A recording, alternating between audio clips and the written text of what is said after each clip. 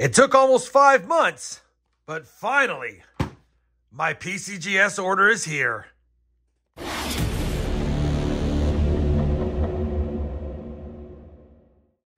Hey everyone, it's Rob Finds Treasure. Welcome back to my channel. I submitted 2 different PCGS orders on October 7th, 2022, and one of them came back. This is the first one to come back. I have a second order that's supposed to be back here in the next week or so we might have 2 PCGS unboxing videos. They took about 140 days from the day that I submitted them to the time I got them back. So definitely longer than the last couple of submissions and much longer than PCGS used to take. That being said, we have a 10-coin submission here. I don't know what the grades are yet. I haven't taken a peek. I just made sure that I knew which submission it was, so I knew it was my 5-coin order or my 10-coin order. According to the submission number, this should be the 10-coin order. I'm going to go ahead and first cut this out of this box and see what color PCGS box we have. And then once we get into it, we'll go ahead and reveal the grades. And I believe some of these coins I have found either through junk silver purchases or coin roll hunts. And if I have any of those videos linked to the coins that we find in this box, obviously I'll pin them up here, as well as put any video links down below in the video description. Let me get this cut out of this box, and let's take a look at the PCGS box inside. All right, it looks like we have the standard black PCGS box. Next step is to take this tape off, take out the invoice, make sure the coins are reverse facing, and then we'll go ahead and do a grade reveal. I'll be back in a second once I have the box set up for the grade reveals. All right, we have got the box set up. These are the coins in reverse order, I believe, based on my sheet here. I've got 9 different line items, but 2 coins are in one line item, so there's a total of 10 coins. I'm going to have a 21 Morgan dollar with the wide reading. That's top 100 VAM. I've got a 1964 DDR FS801 I found in I believe a junk silver purchase, as well as a 1960 Type B reverse 901, same junk silver purchase. And then on a different junk silver purchase, we found a half dime, and it was the over inverted date. I found that micro O barber dime. Those are in pretty rough shape, but I wanted to submit them and get the variety designation. And then we have a 1945 S. It's my best micro S condition dime that I have from junk silver purchases. And I finally just decided to bite the bullet and get it graded. And then we have 2 1945 Mercury dimes in great shape. A nice Buffalo nickel. I needed a 38D in high grade. And then a nice 1935 Buffalo nickel. I also need one for my registry in high grade. So that's the 10 coins this time. Nothing that expensive on this list, but just stuff I wanted to add into my registry sets and some varieties that I found from junk silver purchases I thought would be fun to go through. So now that you've seen the list, let's get right into the action. The first coin up is going to be a 1921 Philadelphia minted Morgan dollar. And for those that don't know, you do want to check your Philadelphia minted 1921 Morgan dollars for what's known as the wide reading.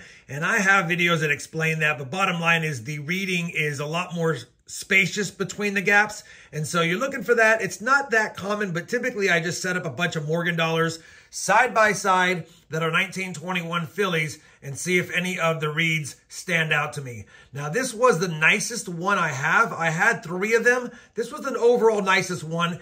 I knew it wasn't going to be a high mint state based on its condition, but I also knew, let me see if I can get this without showing the grade, but I also knew that it was probably a mint state coin. It had good luster, but there is some heavy chatter on the cheek, as you can see. When I submitted this, I really was hoping for at least an MS63, but I wouldn't be surprised if it got a 62 or 61 based on the heavy chatter. Either way, it's a top 100 Morgan VAM, and I definitely wanted to get it attributed, and I wanted it for my set registry because it's a nice coin. What did we get on this coin as far as a grade, and at least did I get the wide reading designation? We did get the top 100 Morgan wide reading, and we did get the slider grade MS62. You know, that's probably a fair grade. I knew this was going to be a tough one to eke out a 63 on with as much chatter that's on the cheek. I was definitely hoping it'd get mint state for sure. I at least wanted a 62, hoping for a 63, but you know what? I'll take it. MS62, top 100 VAM, can't get mad at that. It's a nice coin. We'll add it to the collection, and we're not off to a bad start whatsoever. All right, I'm back. I decided to go ahead and figure out which of the coins based on this submission I had actually called a grade or set a grade in the videos that they were in. So I went ahead and grabbed all the video links. And again, I'll have these down below as well as throughout the video. But I went back and watched when I found these coins. And these are the grades that I assigned them when I found them. Now, I couldn't find the Morgan VAM and I couldn't find the Mercury Dimes. I believe I bought those in a roll. But I remember thinking they should be 66 plus or better. And I already told you I thought this was a 62 or 63. And we got a 62. Just wanted to write the grades in advance so we can check them against how I did. I should have done that in the beginning. I didn't, but I wanted to do it now. All right, now that we've done that, we're going to move on to the next coin in the box. The next coin in the box should be the 1964 Philadelphia Minted DDR quarter. And I have the video link for this down below, and I'll even throw it up here for you guys. But I just rewatched that part of the video where I found this coin, and I said that I thought it was in that AU55 range. Now, in a AU55, it's not a highly valuable coin, but it's still a coin that I found in a junk silver purchase that I got for whatever the face value multiple was at the time, maybe 20 or 22 times face. So definitely got it for a good price. So anything over submission fees plus what I paid for it would be a win. And I didn't have one of these in my PCGS set registry. 1964 DDR FS 801. I called it AU55. How did we do? Right on. AU55. And I was right. Remember in the video, when I said I thought it was an AU55, I said it was tough to tell if it was an 801 or an 804. And I said it was an 801 and AU55 grade. And that's exactly what we got. It has a little bit of a scratch behind the head. It's hard to see through the case, but a little luster break. And I thought that would hurt it, and it did. So definitely gave me the AU55, but I'll take it. It's still a really nice quarter. It's a nice DDR, and definitely doesn't have a whole bunch of these found or submitted for grade. So I'll definitely take that. 2 coins in a row, 2 decent grades as expected. Time to move on to the next coin, which should be the 1960 Type B reverse quarter. Next coin, Type B 1960 Philadelphia proof reverse quarter. This was a no-brainer. The only scary thing about proof reverse is sometimes when they're BU is you might think that maybe, just maybe, it's actually a proof. Wasn't a proof coin. I'll have the video link to this up here and down below if you want to check it out when I saw it. I believe I said that I thought this would be an MS63 to 64. I gave some grades that if it got higher than a 64, that it would be worth a lot more. But I don't have a Type B 1960 proof reverse in a 63 or higher grade, so I figured I'd submit it and see what we'd get. Let's see how we did. And we got an MS64. I'll definitely take an MS64 Type B FS 901. Again, not an extremely valuable coin, and I probably broke even between what I paid for the coin plus the grading fees, but now I have another one of these in my registry, and I am trying to collect all of the Type B reverses from 1956 through 1963, as well as the Type C from 1964. 3 coins down, 3 grades, pretty close to what I thought. Now it's time to move on to the kind of the beat up stuff, if you will, but there were varieties on them. Well, we got some bad news. I can definitely see that we already have a PCGS genuine not gradable, and this is going to be the 1858 half dime over inverted date. Now, I did say in my junk silver video that this was in low grade, maybe fine grade if it didn't get any environmental damage. And you can see clearly that this coin definitely has what could be environmental damage. I didn't care about getting a straight grade, to be honest. It's a bummer that I know I didn't now. But I just wanted to get this one attributed because finding an 1858 over inverted date's always a cool thing. If you want to check out more about this coin, I'll have that video up here as well as down below. We know we didn't get a grade. Did we at least get fine details? And we did. And as expected, environmental damage, fine details. You know, I'll take it. It's an RPD, inverted date, FS302. Pretty cool find overall. You can clearly see it has environmental damage, but there's just no way that I couldn't submit it, especially with a really cool inverted date. I think what I'll do is I'll take a second and get my microscope set up, and I'll just show it to you really quick through the plastic holder since we already know we didn't get a straight grade on it. Let me go ahead and do that, and I'll be right back. All right, the coin's under my scope. It's going to be tough to see through the plastic, but you can see the outline of the 1858 behind the 1858, and inverted. It's there, tough to see, but it was an easy one to see when I brought it up under the scope the first time. And so I knew I had, for sure, this coin. But again, it's just got fine details. Regardless if the detail's great or not, it's always tough to get seated Liberty dimes or half dimes or any older U.S. silver without some kind of cleaning or environmental damage. So still a good find. We'll take it. Next up is going to be the 1905 O Micro O, and this one had a pretty big scratch on it, and it was really poor grade. I think I said in the video it's probably about good, and you can already see because I saw it when I pulled out the half dime. We've got another one, not gradable. Definitely in tough shape. Look at it. I mean, I knew this was a long shot, but the 1905 O Micro O is an extremely rare coin. And so in any condition, kind of like the 1909 SVDB, you're still going to get it graded to make sure it's authentic. And that's what I did. Let's go ahead and flip it around. Yeah. And it does have a major scratch on it, as you can see. And it did get the scratch AG detail. Surprised it didn't get environmental damage, to be honest. But either way, we knew it had a major scratch. And at least we know for sure it's a genuine 1905 with the Micro O. I'll go ahead and put the Micro O under the scope. And it'll look big on the screen. But this O is usually, for New Orleans, filling up a big chunk of this space below the ribbon. And we knew right away it was a Micro O. So pretty cool find. Again, we got it for, what, a couple of bucks, $2.50. And then I spent some money on grading fees and submission costs. But either way, I still want to get it attributed. And I will post some information at the end of the video about approximate values for all the coins from today's submission. That way you guys get an idea of how much there's in value on these coins. I'll tell you right now, we're going to be 3 in a row without a grade because I just took a quick peek over and I can already see we have a genuine not gradable right there. That being said, that coin is, oh, that's the Micro S. Dang it. I thought for sure this was a straight grader. I had it down as an AU58. It was my nicest 1945 S Micro S, and it's got a genuine not gradable. Let's just flip it around. Cleaned. Cleaned AU detail. Micro S FS 512. I'll go ahead and put this under the scope for you guys. And on this one, take a look how small the S is. Same thing on the Micro O. The S normally fills up a big portion of this space right here. And that's a bummer. I did not think this one would get a genuine cleaned AU details grade. It's a pretty nice coin. I knew it wasn't going to have any mint luster or not much mint luster. And I knew it wasn't a mid-state coin. But I didn't think it would get an AU detail cleaned.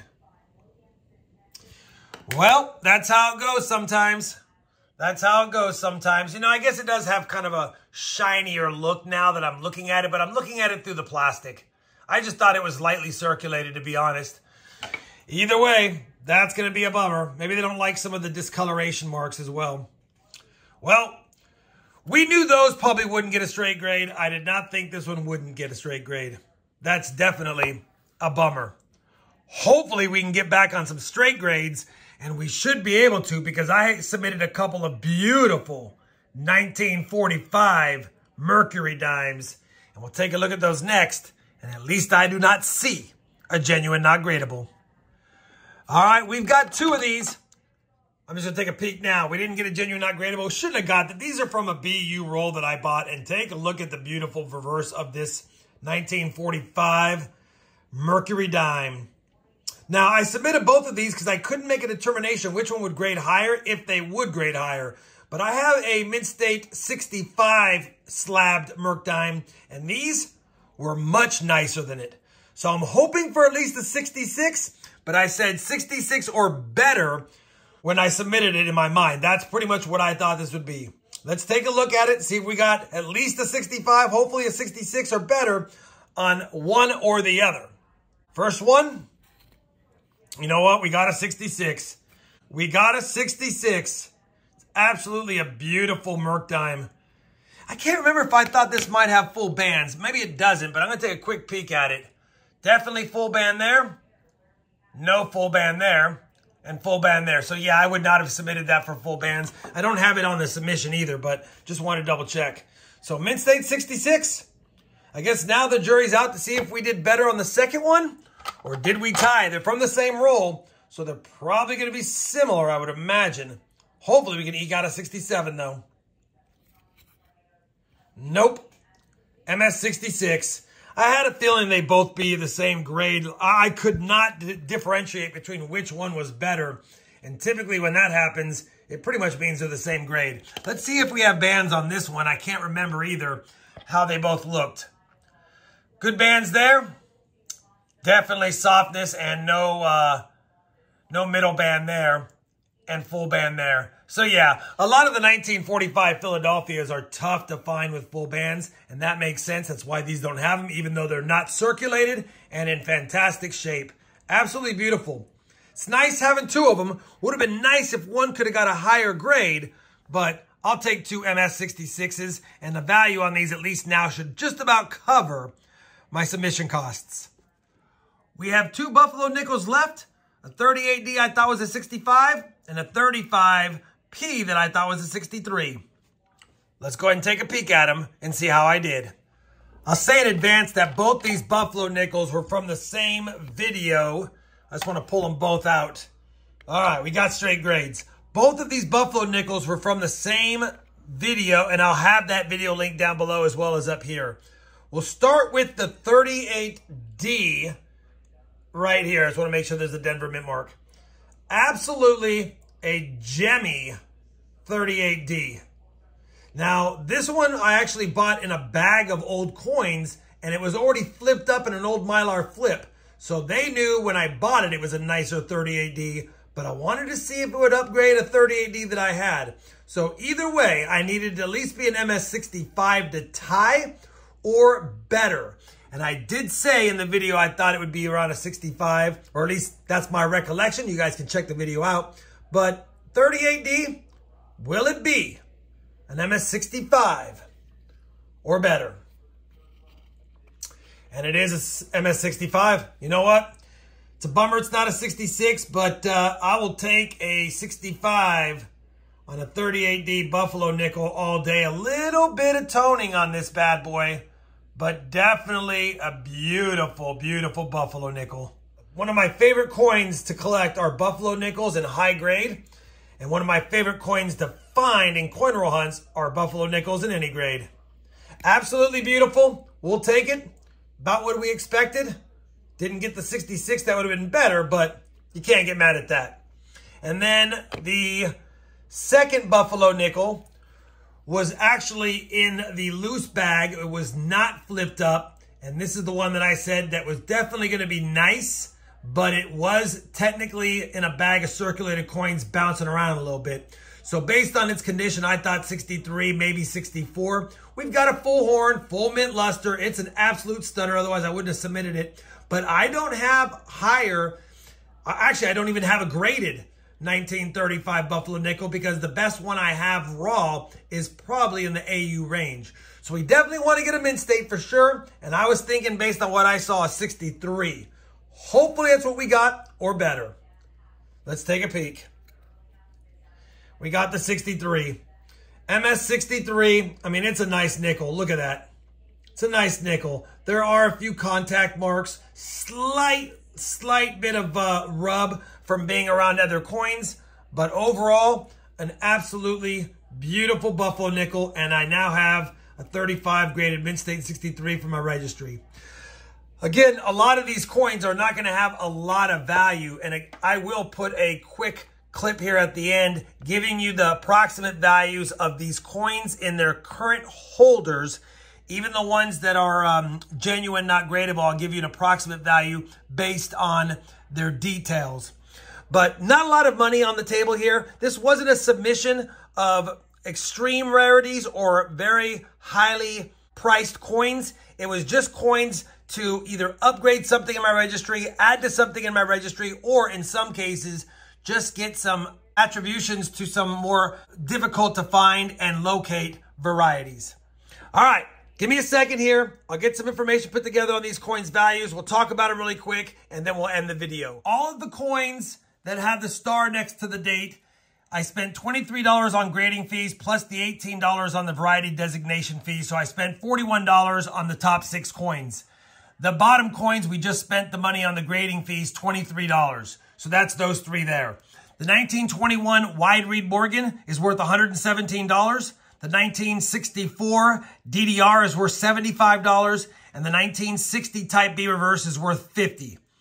The 1945S Micro S is worth $30. The 1858 Half Dime over inverted dates worth $200. And the 1905 O Barber Dime Micro O is worth $50. As far as the 2 Mint State Mercury Dimes from 1945, they're worth $55 each. The 35 Buffalo Nickels were $65, and the 38D is worth $75. So definitely, like I told you previously, we spent some money on these coins, but these are coins I wanted to get into my registry, and so these weren't about trying to turn a profit and make some money. A lot of these coins I bought for junk silver prices, or I got in bulk, and they just were cherry-picked by me. So that being said, there wasn't a whole bunch more money spent. I'll give you an idea on the Mercury Dimes.